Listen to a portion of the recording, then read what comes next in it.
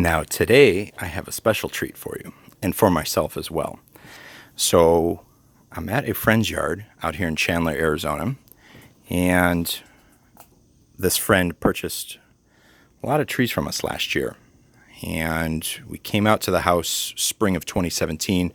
I was a little concerned about space and the amount of trees that she wanted to squeeze in, but apparently, as I've said in previous videos, there's always room. So they took that to heart and went a little crazy with it. So now coming out here a year and a half later, seeing the after as everything has filled in and seeing what made it and didn't, it's really cool. And I'm excited about this, so I want to share it with you. So I'm coming in the side gate here. I'm on the east side of the house. And the first tree here is a moringa. It's been here for a few years. This was actually a seed planted, brought back over from India, I guess 3 or 4 years ago. And then working our way this way past the vegetables. We've got some guavas, some white and pink. These have all filled in very nicely. Working our way down, we're coming to the neighbor's guava tree next door. How nice is that? Underneath the shade fabric, we've got some dragon fruit. I don't remember exactly what variety it is. Now this guy here needs a little bit more shade. You can see it's getting a little bit of sunburn right across there. And you can see why. The shade fabric, there's a gap here. So that 12 o'clock sun gets in there. Easy to correct. Over here we have a June plum. And a really special tree that I'm excited to see is not only still alive, but thriving, is a Costa Rican red jackfruit. Like I said, not only is it alive and it made it through the winter, but the thing is gorgeous. Dark green foliage, new growth coming out. She actually had to take the shade fabric down because it wasn't getting enough sun. We had a very mild winter this past year, so the only thing that was done with this was a little bit of covering around it, no heat source. That's not going to be the rule, that's the exception.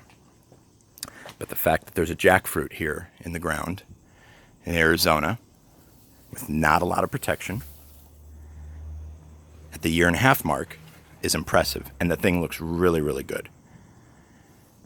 Now this client does feed her trees regularly. Worm castings, fish and seaweed, compost, and most importantly, she foliar feeds every 2 weeks. Foliar feeding is a good way to get nutrients to the plant and get around the pH issue. It's inexpensive, it doesn't take much to do it, and you can see the results. Back here we have some Dwarf Cavendish bananas. Trunks are getting really thick. That was a 15-gallon plant a 1.5 years ago. Behind it we've got some bamboo, some timber, old hami. Behind me here, up against the house, this started off as a 15-gallon single plant ice cream banana, otherwise known as blue Java. Planted on the north side of the house, is not getting beat up by the wind and sun. Thing is gorgeous. Like I said, this was a single trunk a 1.5 years ago. 15-gallon size plant. And that's an ice cream. Next to it, we've got a gorgeous plumeria. Next to that, BQ longan. These are all on the north side of the house, so they're not getting beat up by the sun. Next to that, gorgeous loquat. Now remember, we're at the end of August here. Look at the foliage. Large, dark green, no burn. Sometimes shade fabric is just not enough. You need the proper microclimate to start some of these sun and heat sensitive plants. Behind me, one I'm really excited about is a Brazilian fire tree. The thing is beautiful. It's gotten really thick. I remember the day she picked this up a year and a half ago. I remember loading it into the truck, and it was a fraction that size. This is out here getting full sun now. Over here we have some Temor black bamboo. Now you can see the dead gray pieces there. Bamboo needs to be thinned pretty much about once a year. Take the dead canes, the old canes off. You'll get better airflow, creates room for the new shoots to come up. You can see there's a lot of new growth on these. So in the next year or two, this is going to be a pretty impressive wall of black bamboo running along the pool. These are out in full sun. That's facing south. And then she has it mixed in with some vetiver grass, and you can see the size of those. They're getting large. Full sun. No issues this past winter. Like I said, it was a mild winter, but still no issues. Coming over here, we have a dwarf Buddha's belly bamboo, some more vetiver, and a gorgeous Nepali Mango. No tip burn, no salt burn, no anthracnose, none of these other mango issues. I don't know if it has anything to do with it or not, but she is giving it a 50% shade fabric, and she is foliar feeding every 2 weeks religiously. Companion planted with some vetiver grass. She's got 3 clumps right around the trunk.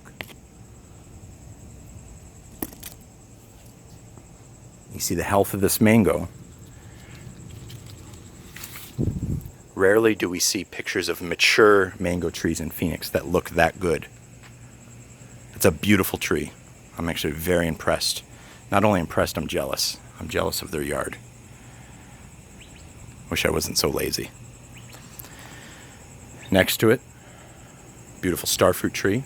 Once again, healthy foliage. Looking good.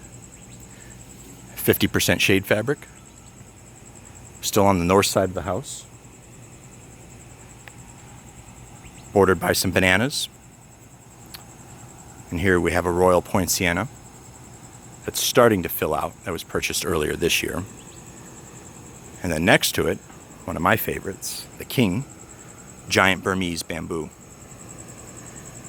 Now this was purchased with, if I remember correctly, about 2 shoots, 2 stalks.